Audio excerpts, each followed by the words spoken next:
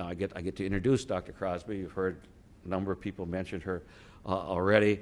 Dr. Crosby is a member of the faculty, associate professor at Boston University, both in, well, mainly she's in internal medicine, but she's also the associate professor in the Department of Health Law, Bioethics, and Human Rights, and is our senior forensic consultant for global lawyers and physicians.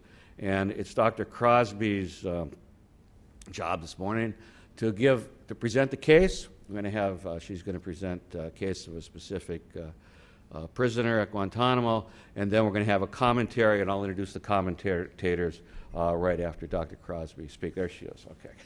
Come on up.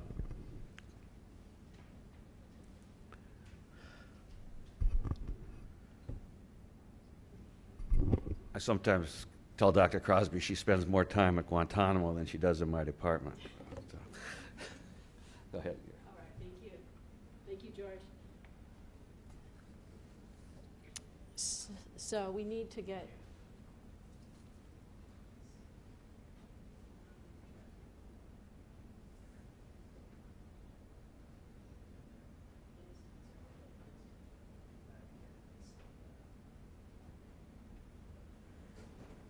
Oh, this. Good morning. It is a privilege to be here amongst esteemed colleagues, and I especially want to recognize members of the Military Defense Council who are with us today. I'm going to be presenting the case for discussion. It is a case of a man who's been in Guantanamo since 2002. I have seen him on multiple occasions, examined him, reviewed his medical records, as has Dr. Xenakis.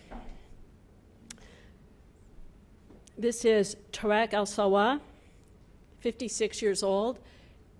He arrived at Guantanamo in May of 2002. And as George said, much of the information that I know about this man is restricted by protective orders issued by the Department of Defense and by the U.S. District Court. So the only information that I am able to share is what is publicly available. And thanks actually to the hard work of the lawyers, over the last several years, there has become much more information in the public domain.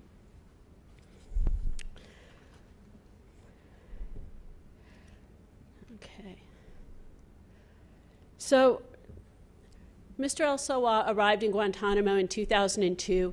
He has gained over 200 pounds. His weight has doubled in the time from his arrival until now, where he currently is in the extreme obesity range with a BMI of over 40. And I don't know.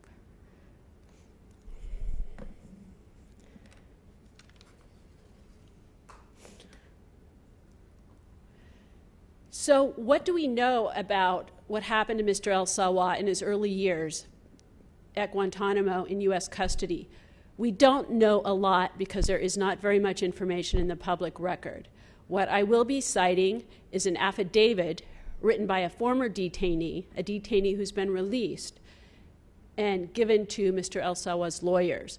This detainee was with Mr. al-Sawah when he was captured and kept in Kandahar, and then was with him for a number of years at Guantanamo and knew him throughout the time there. The three areas I'm going to focus on are that of torture, mental health issues, and the looming question, how did a man in U.S. custody gain 200 pounds and become extremely obese? The affidavit provided by this ex-detainee talked about his witnessing of Mr. al-Sawah being tortured, being beaten,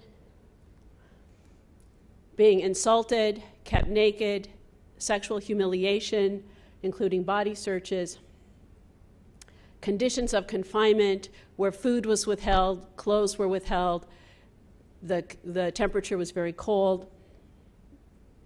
And interestingly, the ex-former detainee described a leg wound where he stated Mr. al-Sawah would beg the doctor for painkillers but the doctor would say, "I'm not authorized to do that." And he was not given painkillers, according to the affidavit. So this starts to paint a picture of what happened to him in his early time in Guantanamo, of course, secondhand via an affidavit. The affidavit also gives us a picture of what Mr. al-Sawah's mental health was like in the early years of his capture. The ex-detainee described him as being completely mentally ill. These are quotes. "He became like an animal, was talking to himself. Every night he was screaming and banging on the cell. There is fire in the cell. It was difficult to get a sentence out of him that made any sense. He then became withdrawn and would start to defecate on himself, defecate in the cell, not wash himself. And for this behavior, he was punished with multiple forced cell extractions." And I don't know if people are familiar with that, but it is a team of guards who go into the cell and in full riot gear and physically remove the detainee from the cell. And it's physically pretty brutal. He was also, according to the detainee, put in isolation frequently. So how did Mr. al-Sawah gain 200 pounds while under the care of the Department of Defense at Guantanamo? The former detainee described that Mr. al-Sawah was enticed with food to provide information by the interrogators.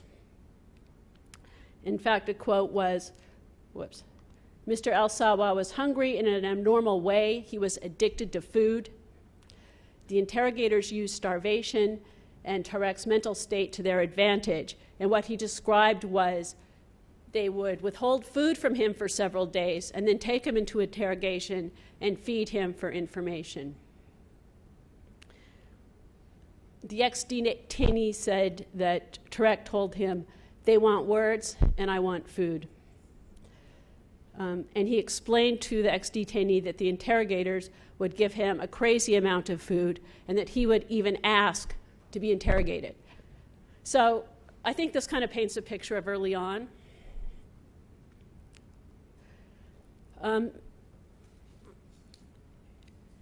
So who is Mr. al-Sawah? He's an Egyptian. There's no evidence that he is involved in al-Qaeda or any terrorist organization. He has no charges against him.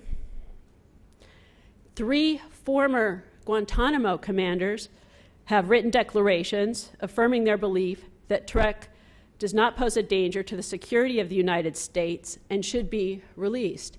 And I think that's very, very significant. Mr. al-Sawah has a wife and daughter in Bosnia.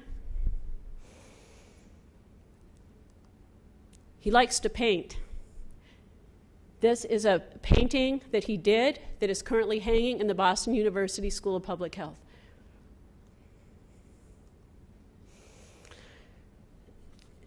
So let's get on to the medical issues at hand. I had been asked by Mr. al-Sawah's lawyers to evaluate him, review his medical records, and on September of 2013, this year, the lawyers filed a motion that contained my declaration, and this was in the public view. I think one of the first ones for him that was in the public view. And some of the medical issues that I identified were ongoing chest pain and shortness of breath with minimal exertion, not responsive to anti-anginal medications, presumed obstructive sleep apnea, although he'd never been tested, but he slept in a sitting upright position, wasn't able to breathe otherwise. It was reported that he fell asleep during attorney meetings in the daytime. He has chronic nasal congestion. And interestingly, these are not new complaints. These have been going on for years. And even military subspecialists, military physicians, had recommended for years that he undergo testing for coronary artery disease with a stress test, and that he get tested and treated for sleep apnea. So these recommendations are throughout the record. but had not been acted on. Other medical issues related to his extreme obesity were diabetes, hyperlipidemia, hypertension, osteoarthritis, atrial fibrillation, possibly as a result of untreated obstructive sleep apnea, and neurocognitive decline. There's not a lot in the public record about his current state of mental health, although here's a quote from Dr. Xenakis.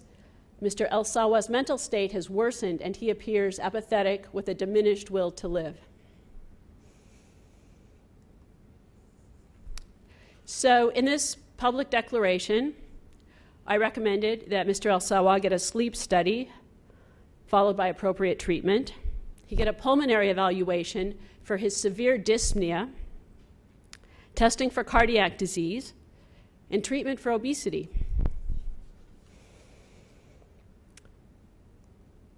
The government filed a response on October 15th, so there's a span of a little over a month between my declaration and the government's response. In their response, they stated that he's being provided with high-quality, comprehensive medical care. And in that month, after I wrote the declaration, he miraculously was seen by a cardiologist, a otolaryngologist, a pulmonologist, a nutritionist, and a physical therapy.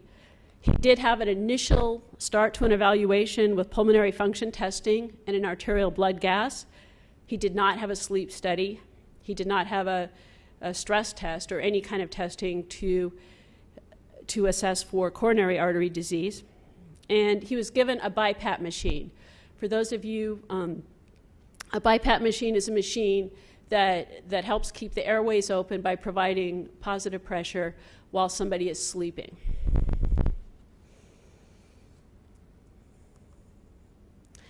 And also interestingly, in the government's response, they wrote that he was returned to a normal meal plan in August of 2013.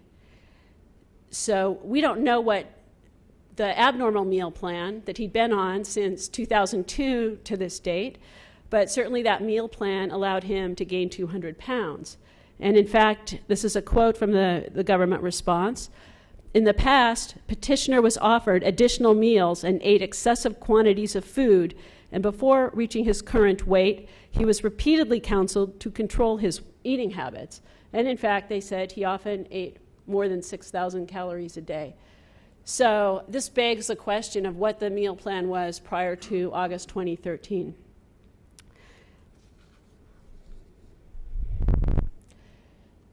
They also stated that he was offered behavioral health, but demonstrated minimal participation in the clinical meetings.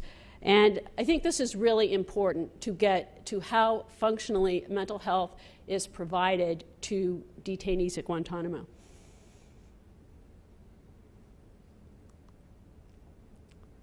Now, so what was the rest of their rebuttal for Mr. El-Sawah's medical care? They stated he is refusing care. And I think the issue of informed and voluntary refusal is something very important at Guantanamo. And, you know, an example, you don't walk by somebody's room and say, do you want behavioral health services today? Patient says no, and then you write patient refused care in the medical record. So, important issue. The government also refers to Mr. El-Sawah's refusal to consume fewer calories, even though they were giving him the calories. And in June of 2013, upon arrival of a new command, Mr. El-Sawah was required to be shackled while going for medical appointments. Now, prior to this, for years, he'd been going to medical appointments without shackles. And he found this very degrading, and he did decline to go to several medical appointments in the period following June 2013.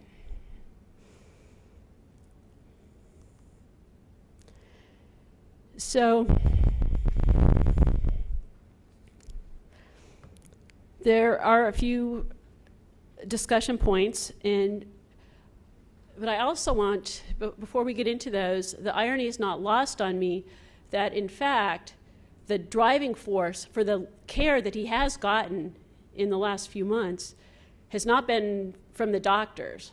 In fact, it has been from his lawyers, his military counsel, and I want to acknowledge Lieutenant Colonel Sean Gleason, who is largely responsible for the care that Mr. Al-Sawah has received up to this time.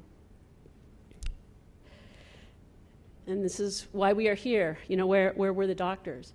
So some of the discussion points that we can put up and look at as we go forward are medical obligation to protect patient from harm. Who was watching as he gained 200 pounds? Compromised trust. And the issue of enhanced interrogation is very important here. Rapid turnover, no continuity. Doctors turn over every 6 months. And it has struck me that Dr. Xenakis and I have more continuity with Mr. Al-Sawah than any military doctor in his 12 years of detention.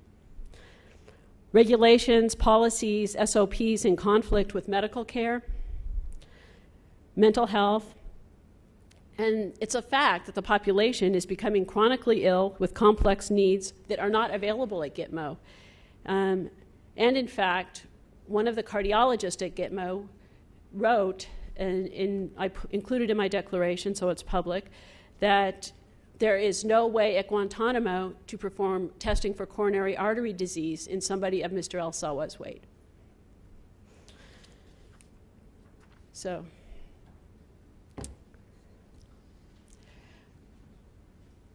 back to George, and we'll turn it over for the discussion. And so the structure is for both the cases, we'll have someone present the case as Sandra did. Then we've asked a couple of people, not necessarily experts on this particular case at all, just to comment on it from a medical practice, medical ethics standpoint. We've given them instructions that they should talk for 5 to 8 minutes, but could talk for up to 10. But I'm going to be mean, and at 10 I'm going to cut them off. I don't actually expect anybody to talk for 10 minutes. And then the most important part is we're going to open it up for discussion. And I'm going to try to run the discussion, so please raise your hand. If we have to, we'll make a list, but I'm going to try to be more informal than that. And we'll, again, try to concentrate on issues, as Dr. Crosby just laid out here, for medical practice and medical ethics. So our first, by the way, I'm sorry, you have biographies of all the speakers in your material, so we're not going to give them lengthy introductions, although they all deserve them. Our first commentator, Dr. Robert Lawrence, is one of the co-founders of Physicians for Human Rights, one of the major organizations involved in these issues. It was back in 1984. He's been to all the major horrible places in the world. We never thought the United States was going to be home for one of them as well. And he's been for, I think, at least a decade now on the faculty at the Johns Hopkins School of Public Health. Dr. Lawrence.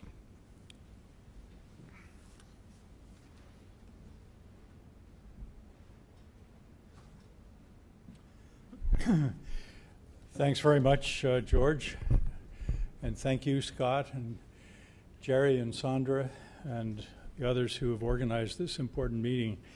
I'm going to focus on the 3 areas that have become more and more intertwined over recent years in our thinking about the obligations and duties of physicians and other health professionals to people who are incarcerated, people whose rights are being abused, and that is medical ethics, the growing awareness of the need for medical professionalism to be more clearly defined, and the role of all of us in international human rights law.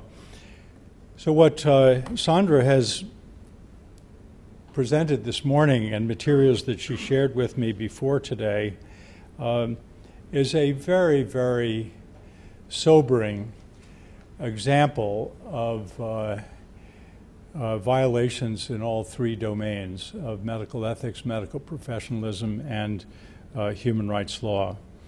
When we think about medical ethics, of course, going back to the concept embodied in the Hippocratic Oath of first do no harm. Sandra has documented multiple places in which harm has been done. The notion that our duties in medical ethics are beneficence, non-malfeasance, respect for autonomy, privacy, all of these, of course, have been shredded by the treatment that Tarek al-Sawah has received since 2002. But I think the area that Jerry's work in introducing Jerry, it was not mentioned that he actually chaired the board of the Institute on Medicine as a profession. And he and David Rothman and others have been thinking very carefully for a long time about what it is about our professional duties and obligations that either go beyond that focus on bioethics and begin to spill over into what is now increasingly regarded as customary law with regard to our obligations to international human rights law. The unique role in the United States of having medical professionalism embedded in this notion of a self-regulating profession where we are accountable as licensed physicians to our state medical boards, not to any national body.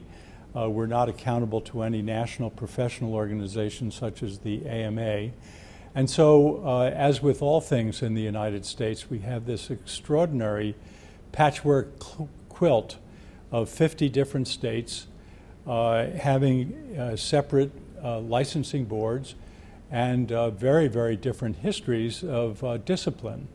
And I think it's fair to say that unless a case, a violation of medical ethics is so egregious that it makes the front page of the state leading newspaper, it's unlikely in many of our states that somebody is going to be stripped of his or her license.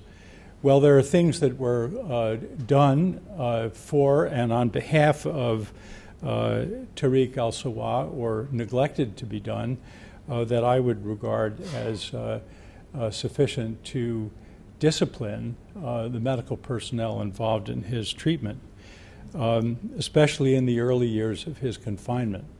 This very interesting point that Sandra makes about a man who arrives weighing 180 pounds and then ends up weighing 400 pounds with all of the attendant medical problems of morbid obesity, and how food was used to bribe him, to coax him, to entice him into revealing information about his participation in, I presume, in Bosnia, as well as in his involvement with the conflict in Afghanistan.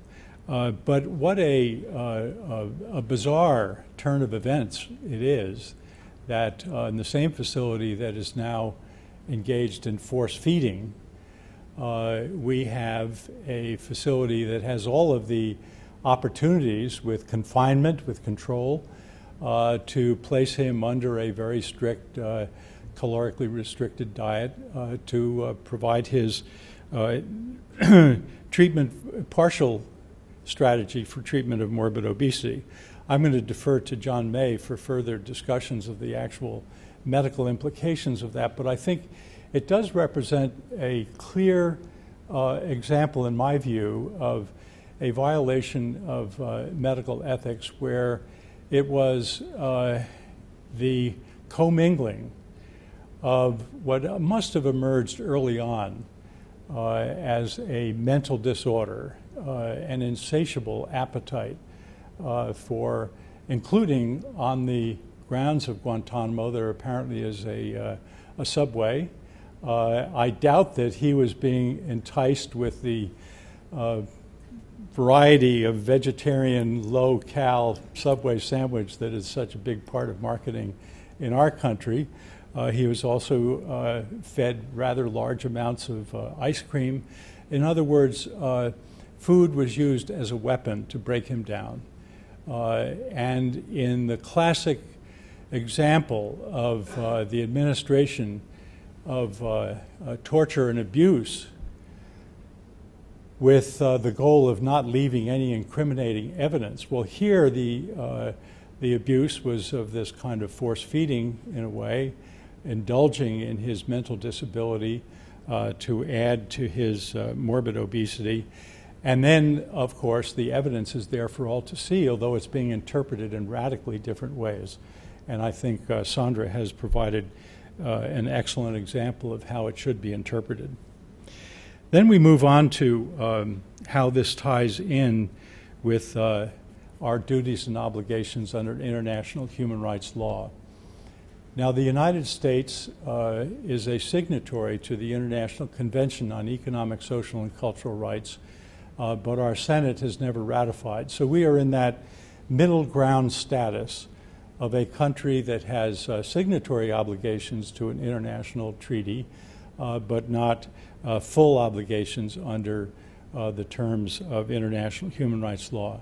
However, that treaty has been in effect since 1976, and there's a growing body of jurisprudence that says that since a vast majority of the member states of the United Nations have signed and ratified this law, and that it is increasingly invoked in crimes against humanity, that the United States is obliged to follow this law through the concept of customary law. It is now customary law for all nations.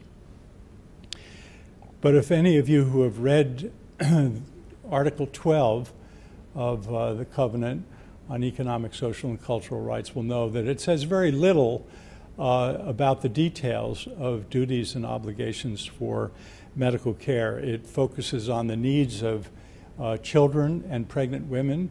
It focuses on the right of all of us to be protected by environmental and occupational safety measures, the right of all of us to enjoy a system of surveillance and treatment of epidemic disease, in other words, a functioning public health system, and then finally, under conditions in which clinical treatment is required, the right to have access to full and appropriate clinical treatment.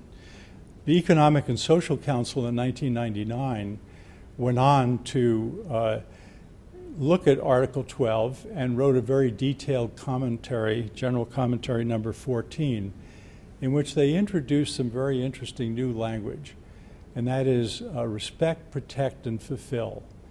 The duty of states to respect the rights of its citizens in all parameters, the duty to protect the rights of the citizen from non-state actors, and finally, the duty to progressively fulfill these rights under conditions where low-income and lower middle-income countries in particular simply don't have the material resources to provide available, accessible, acceptable, and quality care at all times.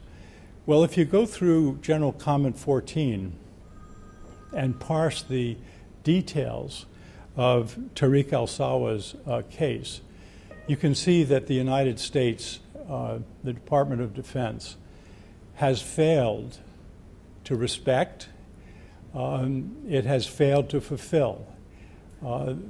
Sandra's talking about the appropriate clinical evaluation of somebody with morbid obesity, with a sleep study, with kind of evaluation of his probable coronary artery disease that was simply not available at Guantanamo, and the refusal of the Department of Defense to allow him to be transported to a place where that appropriate evaluation could be undertaken. These are all clear violations of international human rights law under the failure to fulfill. So we have this complex interweaving of medical ethics, medical professionalism, and international human rights law that all come together in this one case that symbolizes so much of what has been wrong with the way that we have treated incarcerated prisoners at Guantanamo. Thank you.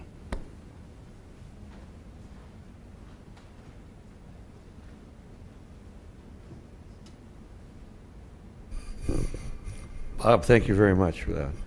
Got us off to a good start. Our next commentator is John May, one of the real experts, maybe the real expert on corrections medicine, a field he's been in since 1992. And I've been on a number of groups with him, and I find him extremely articulate at explaining things that are very difficult for anyone to understand. So, John, look forward to your comments. After Dr. May talks, I'm going to invite Dr. Crosby and Dr. Lawrence to come up to the front, and then we'll have questions, answers, and discussion with the panel. Thank you, George, and my appreciation to everyone here, and I'm honored to be part of this very important panel. And to speak from the perspective of a correctional medicine physician, as George said, for more than 20 years now, I've been practicing in jails and prisons here in the United States. I have been to Gitmo, and I want to just speak a little bit on the perspective there that, in my opinion, the physicians there are quite competent. We have military doctors there who are generally National Guards folks who would be serving at home with their private practices or whatever, who find themselves on an island taking care of prisoners, often for the first time.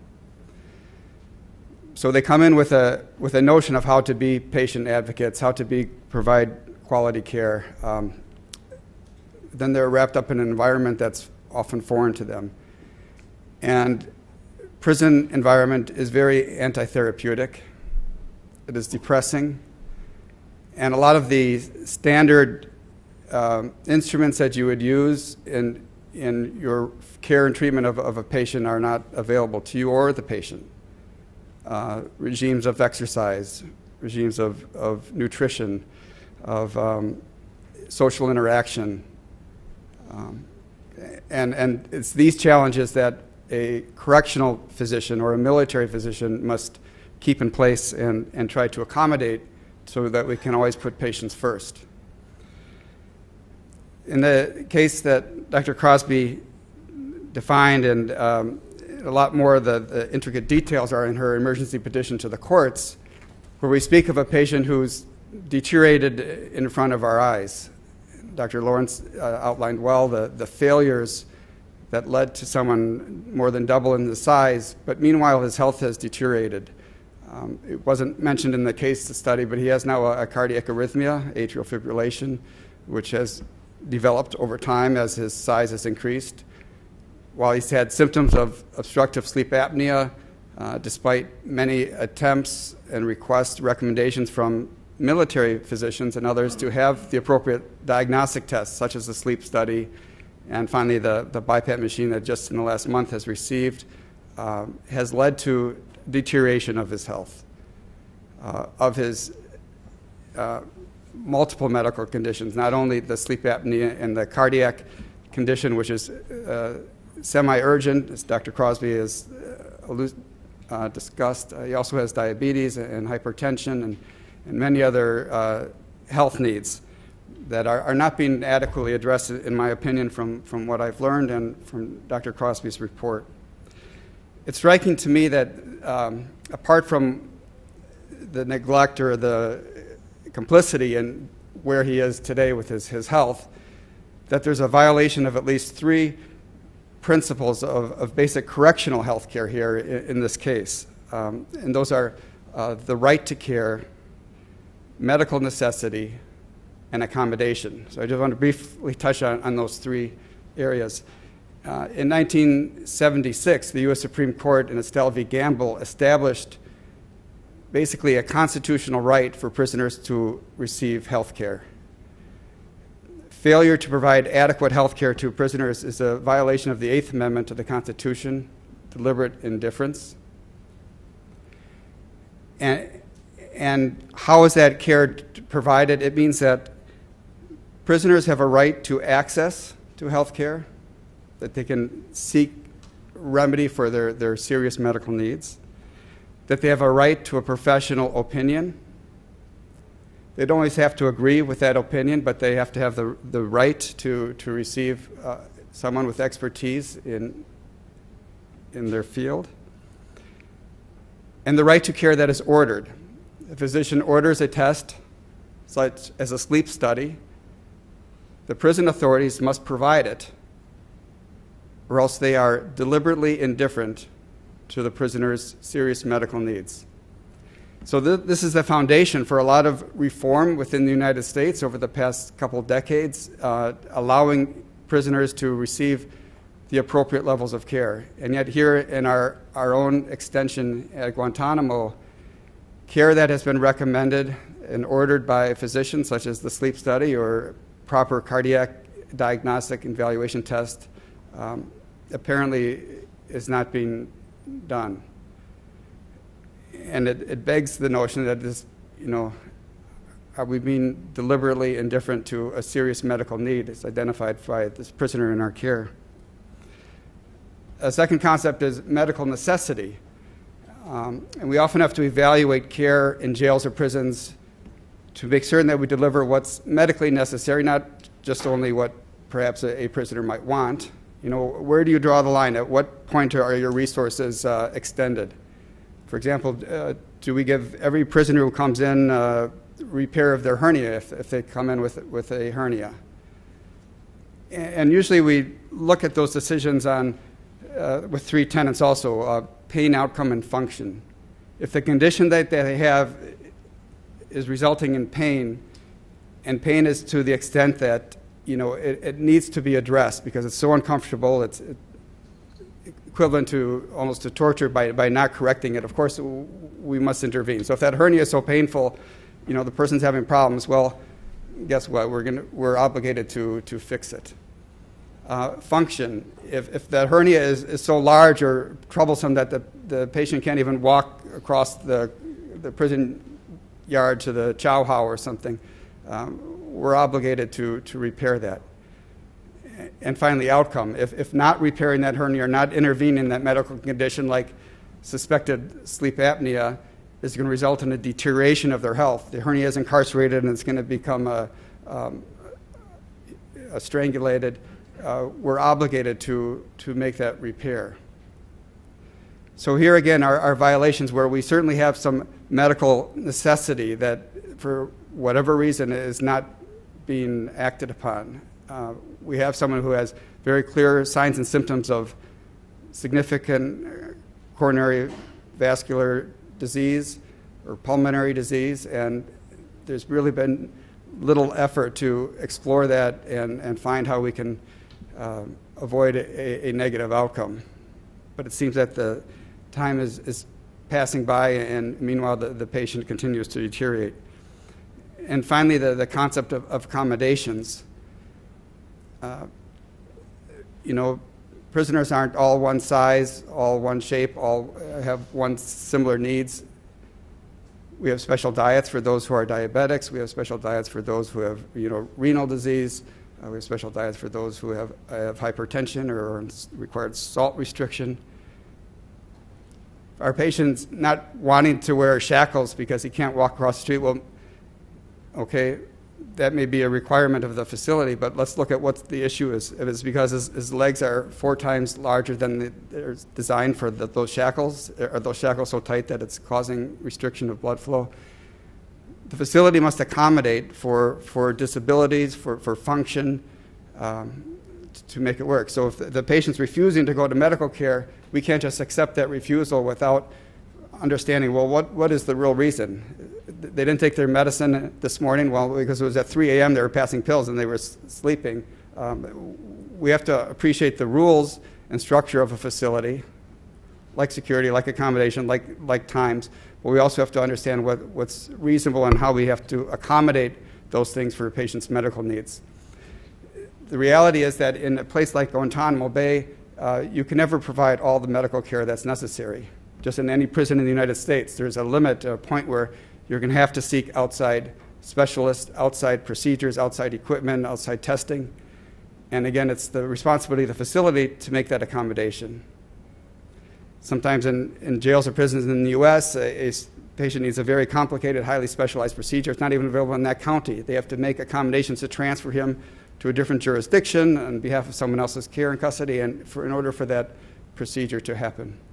And it's the physicians who ought to be the advocates to make that happen. It's the physicians who have to orchestrate and bring forward to their commanders to say that these are the needs that I've identified with my patients. Let's figure out a solution. We have to somehow get the stress test done. We have to somehow get the cardiac testing. We have to somehow do the sleep study. How is it? Either we're going to bring the equipment in, we're going to have to transfer the patient out, but these are the needs that we identified, and that's the responsibility of the physician to put the patients first.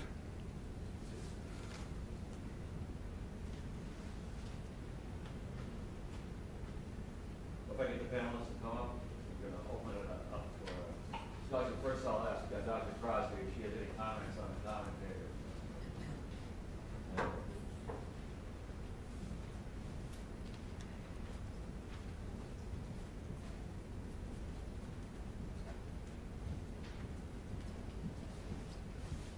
You can talk from. No, I just need to grab my. Oh, okay.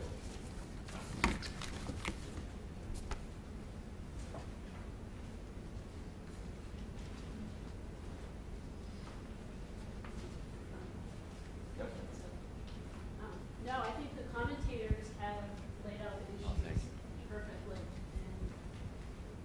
and I think we should open it up. Okay, great. Okay. So I'm going to try to be as informal as we can. I don't want to actually have to run this, but if you raise your hands, I will call on you. And you guys are sophisticated enough. I don't have to tell you to keep it short.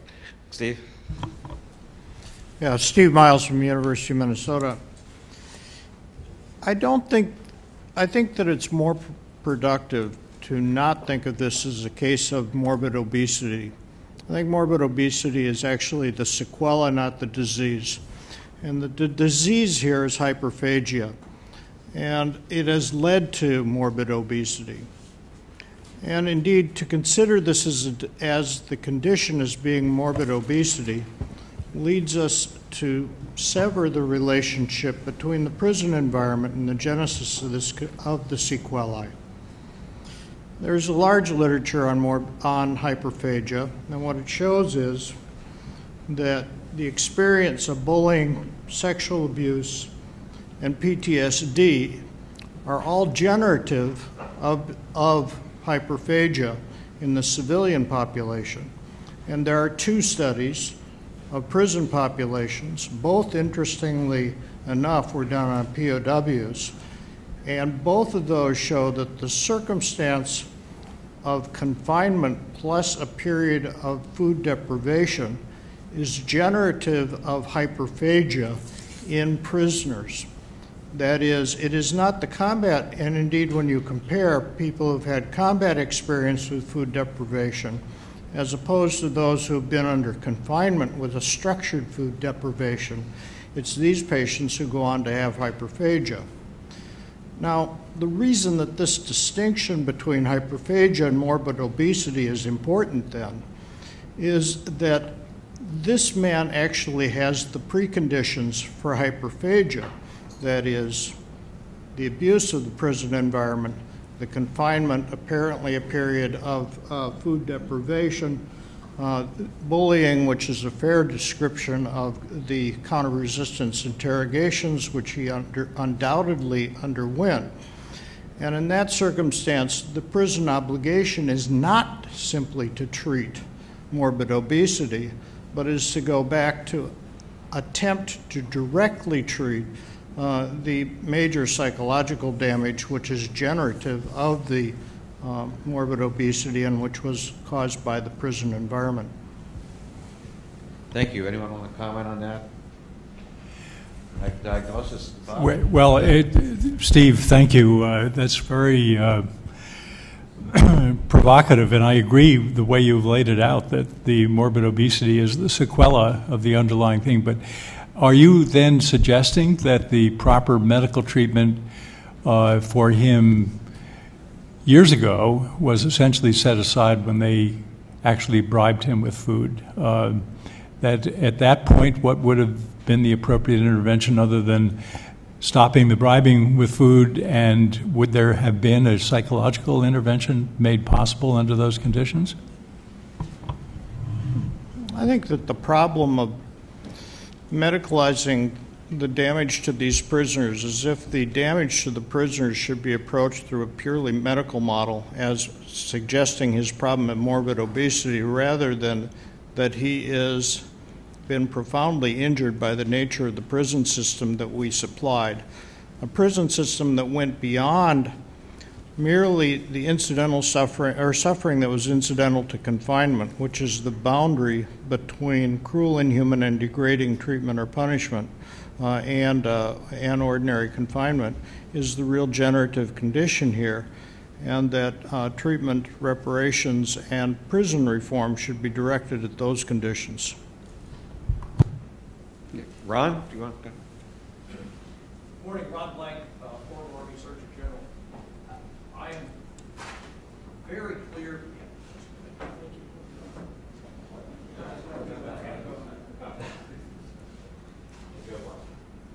Press a little button. Got it. I think the issues regarding the need for different better medical care are very clear. And you've laid all of those out, and the issues of the chronic care necessary. But I'm struck by the last Dr. May's comments on the right to care, medical necessity, and accommodation in particular. Accommodation, it seems to me, is out of the hands of physicians to a large extent, and it's in the organization, that is the correctional facility itself. So we need to, as we pay attention to the medical care issues, obviously, really make major changes in some of those policies that are leading to this bad care. Now, the torture, the things that happened before, okay, but now we're in a position where how do we make the case to the administration of that facility that other things need to be done, whether bringing in a cath lab or sending them out and so forth and so on. How do we do that? How do we do that? Well, I don't have the answer, unfortunately, but you're absolutely right. That, I mean, that the physician's role is to advocate, to meet with the commanders, to set up a treatment plan. It should be multidisciplinary, and we're all responsible for the care and custody control of the patients, of the prisoners. They have in the past actually brought a cath lab to the base. There was a team from University of Miami went several years ago for a particular patient, not this patient that I was aware of, but that kind of an accommodation needs to be made. But it's trying to get the inflexible military regimen, right, to appreciate that one size doesn't fit all, and we need to find a solution. I don't have a specific answer, but that's the challenge before us, yes. Well, it is. I'm sorry, go ahead. Well, it is. Follow on then. Oh, okay, I'm sorry. Many of us have dealt with our line colleagues for years, and we know the mindset, and we know some of the difficulties, but my experience is that persistence pays off, and it's also understanding the chain of command. So it's the prison administration, it's who they work for, which is Southern Command, and so forth and so on. And so those are all areas, points where I think pressure might be placed to try to get that change that's necessary. The Al Shimkus, I'm currently Naval War College, prior JTF surgeon in Guantanamo from 2002 to 2003. In reflecting about what was said initially during the introduction, and the purpose of this meeting is to directly address the medical ethics of our providers at Guantanamo. And I think by focusing on obesity is interesting, but not directly to the point. And what I'd like to do is talk directly to the point.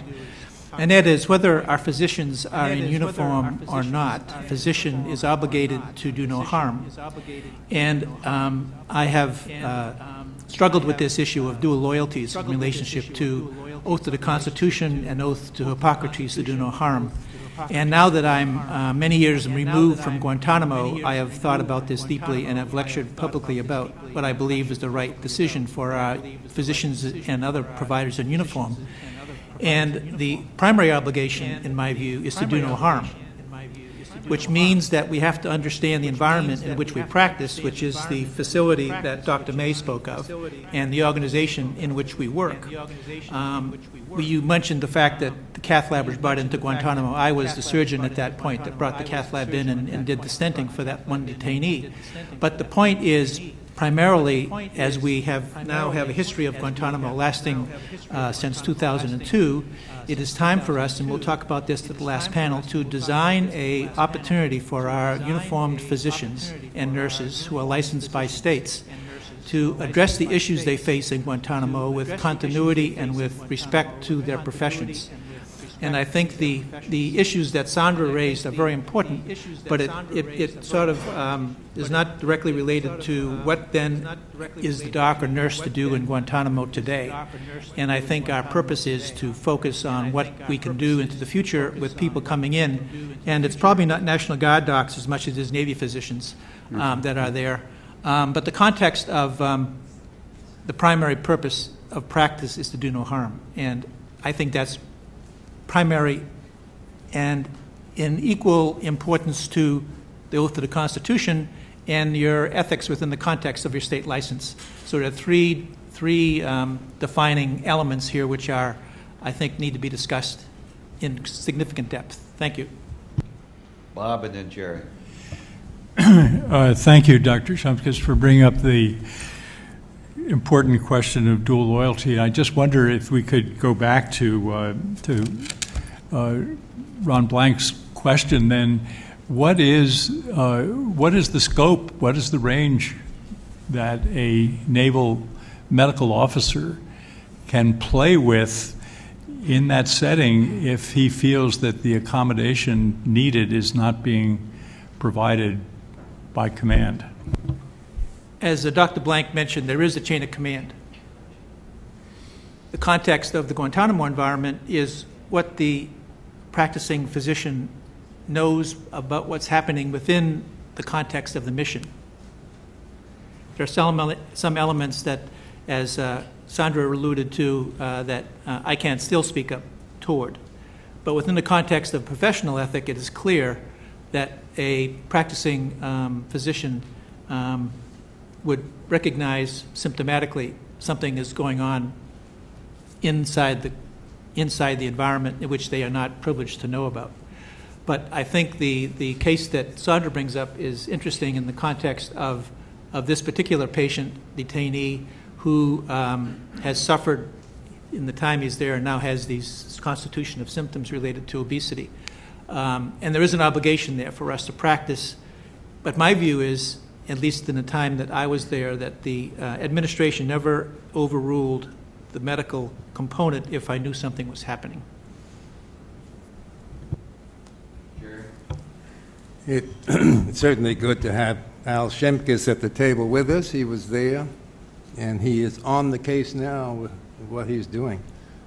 But I have to say, from a distance, my immersion in this topic has a slightly different view of the role of the physician. And I think it's important to make the point and see whether it's agreed with and established. Much of what we have seen happen at Guantanamo, and I think much of what happened with this case, is not necessarily the physician. It is the system. The physician may want to have a workup of a patient with chest pain, orthopnea, and dyspnea, should want to have.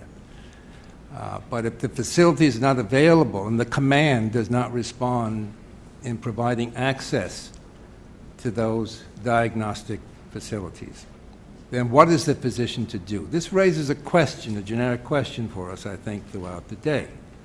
And it has a couple of parts. To what extent do we have knowledge about what the physicians did, particularly in this case? You only know what you've been told, but did physicians avidly request that Tarek have the kind of workup he should have had for an obese patient with chest pain, orthopnea, and dyspnea? And flowing from that, to what extent are the facilities for that workup available at the Naval Base Hospital? Al knows this. For naval personnel who have problems like this and need workup. He needs a perfusion scan. Second, we have good evidence that protocols, regulations at Guantanamo direct physicians to do things that deny proper access to workup and care. We have the ongoing situation with hunger strikes. This is not something that has happened in the past behind curtains, but the hunger strikes going on at Guantanamo were going on in Macy's window in the open. We knew what was happening because we had the protocols. They were made public. They are not in keeping with ethical or medical care principles. And that's an instance in which we know that physicians operating and caring for patients with hunger strike at Guantanamo now are directed by protocol to do things that are not in keeping with good medical practice. So teasing out what role a physician has as advocate, perhaps, as someone reporting to command authority and doing things that should not be done in keeping with good medical practice. That is, I think, a question that can't be buried here. The physicians are really not the problem. Even if they were, if there were systems there that permitted and directed the physicians to do this, that's what needs to be attended to. Focusing on the physicians alone slides by the serious questions. Yeah, Steve Zanakis, and I'd like to thank again all of you, the panelists, and Sandra particularly for her effort with this case, and pick up on the point that is being, I think, very excellently focused, highlighted by you, General Blank, and because I think it perhaps can lead us to our discussion as we close the session. Your statement about what is the scope and range is a very good way of framing this, because we need to understand that there are physicians at various levels within the military healthcare system. And there are physicians at the front line levels. There is a designated surgeon at Southern Command Southcom. There are, respectively, in the services, surgeons general. There is also the Office of the Assistant Secretary of Defense for Health Affairs, his office was invited to attend. Each of these people have, respectively, a certain visibility of what was going on, and I'm sure that Captain Shimkus, as a commander, may have at times had a little bit more than all of us as frontline commanders get a little bit more supervision than we like at times. But that each of these people has, respectively, a certain visibility of what's going on and a certain authority that is both implicit and explicit of what they can do. And what we're laying out here in these case examples is, as we've all seen in medicine, it's teaching cases that have a projection all up and down what we call the chain of command. And respectively, there's authority, there's responsibility and authority that comes with that. And that's where I hope that as we move forward, and it's very good to start with this, we can also come out of it with what might be, to answer the question General Blank as a former Surgeon General, what are the pressure points? You know, where does a senior physician or a frontline physician within the degrees of freedom they have exercise what they think is responsibility and conform to their ethical codes?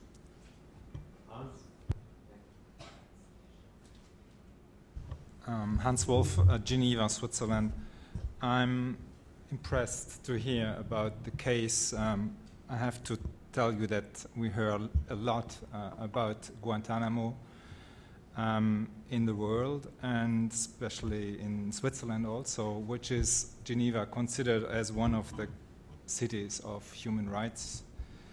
And when we hear the doctors participate in torture, as presented very well by Sandra, when we hear that they do actions like force feeding, which is also considered as torture, there is a huge damage and a serious damage done to the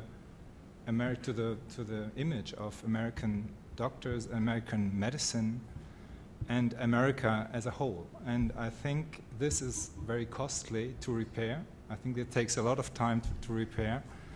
And it is also a serious security issue, because if the image of Americans is bad in the world, the image of all white women and men in the world is bad. And if you travel in some countries, if you look like an American or like a European, it is a security issue. And this is extremely costly to repair. And I think all we discuss with Guantanamo should also be seen in this issue. So when I think, what is the problem at the basis, I would completely support what Albert Chimko said, that there is a huge problem of double loyalty. If I would be a military physician in a prison in Guantanamo, I don't have the choice. I have to get my money at the end of the month. I do some things which I have to do and which is asked to do me, and I can quit my job or I do it. And so when we go further, what is the solution of double loyalty? And there is one. There's a very simple one, and this is independence. And there are countries now, there are 11 countries in the world who have, for example, where the doctors and the prison health services are completely independent from justice and independent from prison health authorities. I'm in the lucky situation that I work in a system which was the first in the world in Geneva 50 years ago to have the independence. The first country nationwide did this in Norway in '87. And then several countries came afterwards. And this is a major solution, I think, for double loyalty. And for example, every doctor and just this point, to finish it, I think prison health care should be independent, and I think also military health care should be under the authority of public health somehow. Now, how to do it in US? I'll do it. So I'm going to have Joe and Vivian, and then Jeff, and then that's probably, we have about 8 more minutes left. Joseph Vince from Weill Cornell Medical College, and I just want to follow up this last comment and what Dr. Thompson said, because we have a natural experiment here. We have 2 entities, 2 professions working in parallel. We have the JAG Corps, which has acquitted itself, in this case, brilliantly, independently, as a real advocacy arm of the armed forces, something that we could all be proud of. And then we have the military doctors who seemingly have failed. However, we don't know all the sociology of that. We need to understand what did they want to do the right thing, and they were unable to do the right thing, and what distinguishes the JAG Corps structurally in the military from the military, the Army Medical Corps or the Naval Corps. They have independence, the kind of independence that I think you're suggesting, that may not exist for the military folks. And I think it also relates to the degree of embeddedness that the military folks who are part of a unit have on the ground and in the local chain of command versus appeal to some kind of higher or distinct authority. So I think we can look at maybe have actually the solution within the structure of the U.S. military by looking at why JAG works in this kind of equally controversial and contentious terrain. I mean, he has to also make a judgment about his paycheck. Every time he defends a prisoner, someone who's unpopular, and why is it different for the medical doctor versus the lawyer? Benjamin Cardozo gave a talk at the New York Academy of Medicine back in the late 20s, and he talked about doctors and lawyers. He said, your profession, yours and mine, have been separated over the millennia, but they both started off as priestly traditions. And we need to find out how we can emulate our legal friends in doing what they've done so well so we can put our patients first. Vivian Nathanson from the United Kingdom. I gave evidence in the United Kingdom to a public inquiry into the murder of an Iraqi civilian by the British military, Baha Musa inquiry. And one of the points that came out there, which seems to me to be apposite, is the doctors claiming that they didn't know what the prison conditions were. They didn't know what was going on, what was being done to prisoners. In this case, a man was beaten to death. And I made the point, which was accepted in the report by the judge and has been accepted by the military command in the United Kingdom, that actually doctors have two responsibilities. They have a responsibility clinically to an individual patient, but they also have a responsibility to the health of all the people in the institution. And so it's if you like, it's a public health responsibility. And that does mean you have to know what's going on, what way people are being treated, so that you can intervene. And you have a duty, an ethical duty, to intervene if the conditions are such that they are going to be health damaging. So, for example, if you had patients who were being denied access to, let's say, heat in a very cold environment, then that is something that you would be concerned about. If patients were being forced to take drugs that were damaging to their health, then of course you have a duty to do that. I think in this case, food was being used as a drug. If we take out the fact that it was food and say the patient was being given drug X, I think all of us would go, this is shocking. And I think that we need to look at it, that that's exactly how food was being used. So it does seem to me that there is an important element. The one thing I'm glad to say is that after the Bahamusa inquiry, the military in the UK have reinforced the fact that doctors have two chains of command always. The first of those is their normal local chain of command, but the second is the military medical chain of command, and they are now encouraged to go straight to that if the local other non-medical commanders ignore their advice. And I think that that has to be a question here. Is there a sufficiently robust requirement for the individual doctors locally to go to a medical chain of command, because that gives them that reassurance that they are being protected, because the military medical chain of command absolutely gets that there is a medical necessity to follow good ethics. I do, thank you. And I'm not quite certain how it works in Guantanamo, but I will tell you that the medical force there does not work for the same people that run the prison. They're very separate. In fact, it's a Army MP unit, I believe, that runs the prison. The medics come under the Navy.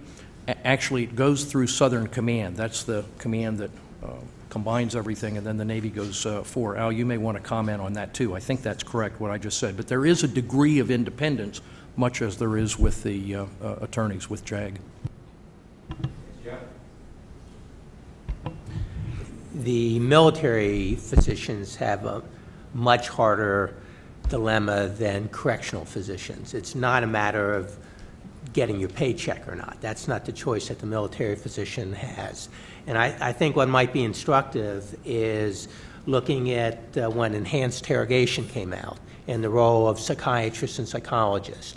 And the military psychiatrists clearly wanted to do the right thing. What the military psychiatrists did is there's a military chapter of the American Psychiatric Association, and the American Psychiatric Association passed a position statement with regards to the inappropriateness and the ethical responsibility not to participate in enhanced interrogation.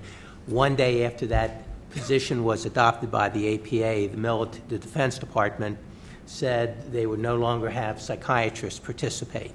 And this will be maybe a discussion for the afternoon, but when you're in the position when you don't have the autonomy that other physicians have, having professional organizations step up and support you makes a huge difference. Great. Thank you. I'm going to ask our panelists if they want to give a last comment on the panel. I want to also thank you guys for getting us started so well. John? No, I really appreciate the discussion. Particularly Captain Shimkin's summaries nicely with, do no harm. And I've always wished that our correctional facilities could adopt that mantra too, not just for the providers, but that as patients come through, or prisoners come through their institutions, they're not harmed by that whole production. It's something, a broader issue for us to look at. Bob? Yes, this has been very helpful, very thoughtful. I guess I want to return to this issue of at what point do we express our own personal autonomy And as Rosa Parks said many years ago, I never feared when I was doing the right thing. And it seems to me that we need to re-examine collectively what it is that we take on as a duty to do no harm, duty to care for our patients, duty to respect their autonomy, duty to never commit malfeasance. And I think that that's a continuing challenge for us. When you see how ignorant the general population is in the United States about Fourth Amendment rights and what it means to have privacy, when you think how ignorant, sadly, many of the graduates of our finest medical schools are about the important core issues of medical ethics, medical professionalism, and human rights, we have a major challenge on our hands. I mean, the system was able to take advantage of people who were not well prepared for the challenges that they were confronted with. Sandra? Just want to thank everybody for their thoughtful comments, and particularly, I hope in the next panel we can get back to Dr. Miles' excellent opening comment, because I completely agree with him. And I think, you know, this issue of mental health care, when in fact the system is what either exacerbated or caused a mental health problem in the first place, is critical. Even 10 years down the road, the ability to create trust with doctors in the military has been irrevocably damaged. And how do we get that back? I don't know the answer to that. But hopefully we can spend the remaining panels thinking about that question. Thank you all. What we're going to do now is take a 15-minute break. We'll be right back on schedule. So please come back in 15 minutes and we'll do a second case.